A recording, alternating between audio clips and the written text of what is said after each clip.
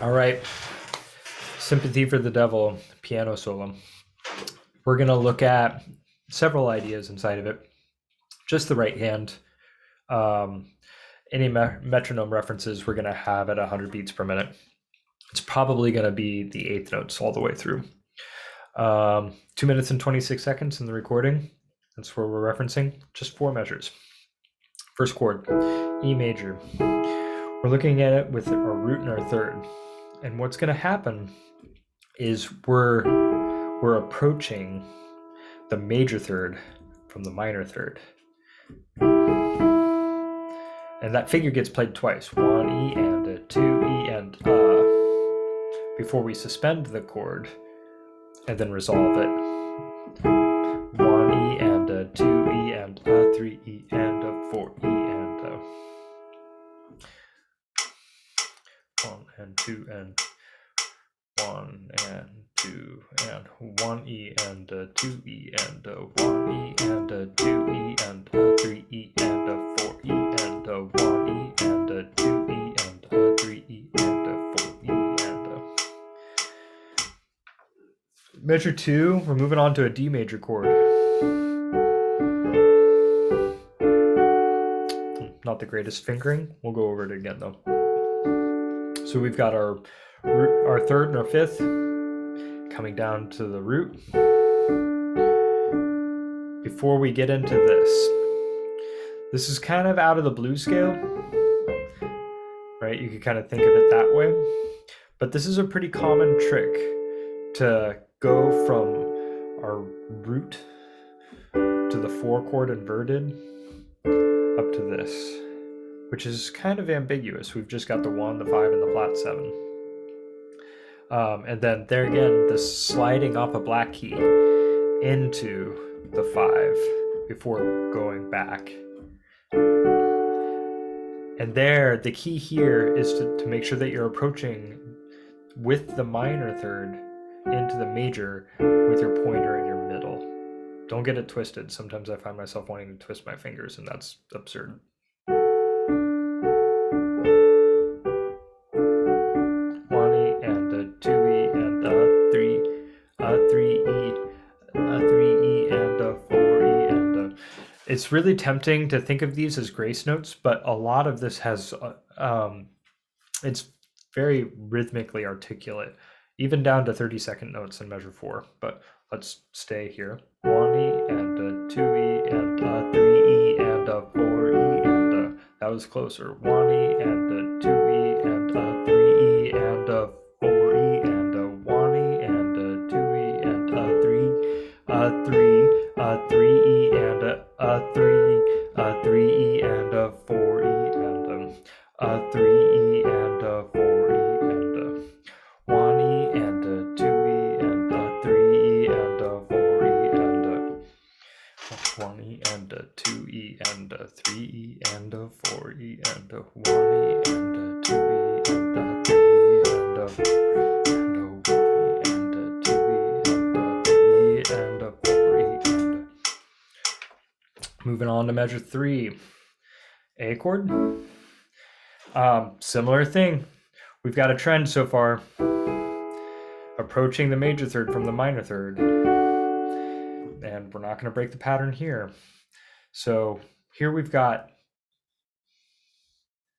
this is interesting. We've got this broad octave shape, octaves on the root on the outside. But this is another example where it pays off to kind of break sections of it into pieces to dial in your fingering, and then you end up kind of pasting the two ideas together. So 1 E and a 2 E and a 3 E and a 4 E and 1 E, 1 E and a 2 E and a 3 E and a 4 E and a 1 E, 1 E and 1 E and a 2 E and a 3 E and a 4 E and a 1 E. So I think here it's just, you You gotta kind of have that. And it's just kind of interesting because like we don't use that A on top very much. It's just at the beginning.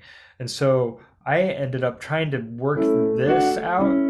And when you try to bring it up to speed, it just doesn't work very well. And so what I ended up doing is kind of thinking it like this.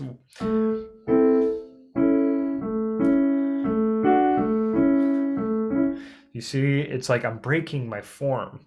I'm starting the phrase here, and I knew that I could pull this off so much easier with having my middle finger approaching this instead of my index finger.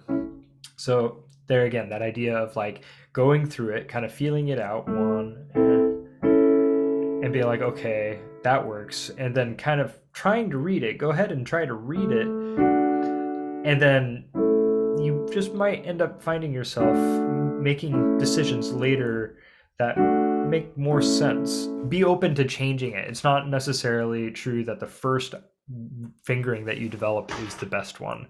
And sometimes you may find yourself invested in one and have to go back and change it. Case in point. Let's see here. 1, 2, 2, 1, 1E and a 2E and a 3E and a 4E and a 1E and 1E and a 2E and a 3E and a 4E and a 1E. So here again, I think each of these are great loops. I would just like practice getting into the zone with it. 1, 1E and a 2E and a 3E and a 4E. Pardon? 1E and a 2E and a 3E and a 4E and a 1E and a 2E and a 3E and a 4E and a 2E and a 3E and a 4E. Right? And just like see if you can get into the habit of playing it in a phrase. Don't it's I guess it's tempting to kind of think, oh, I did it once and there it is, I got it. But that's not how music works. We're like constantly looping patterns or connecting patterns. And so the first step is making sure that you can loop the pattern, and then you put it back into context and see if you can play all 4 in a row, but one step at a time, right? So that's measure 3. Measure 4. Now this one has 30-second notes in it. This is the quickest piece that we've got. Okay, we're going back to an E major chord for context. But we're approaching it with, again, the blues scale, right? We're going from the 4 to the flat 5 to the 5 while holding the 7 over the top.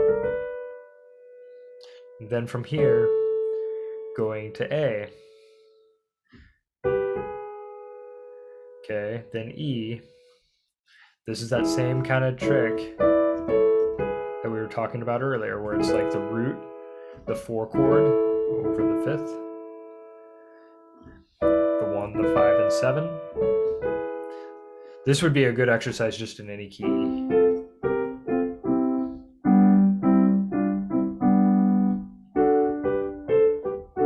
Right, and just start.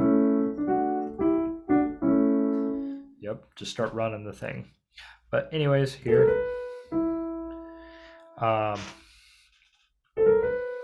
Pardon? This is like, don't take my fingering. I'm wanting to do a lot of this and it's absurd. Index finger to middle finger.